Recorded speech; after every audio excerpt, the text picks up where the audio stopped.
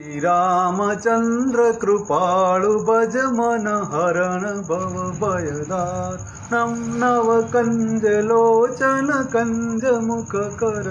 कंज पद कंजारुणम कंदर्प अगणित अमित चक नवनील नीरज सुंदरम पटपीत मानव तडित रुचि सुचि नवमी जनक सुतावरम सिर मुकुट कुंडल तिलक चारु उदार अंग विभूषणम आजानुभुज सर चाप दर संग्राम जित खर दूषणम वजुदीन बंधु दिने सदानव दैत्य वंश निकंदन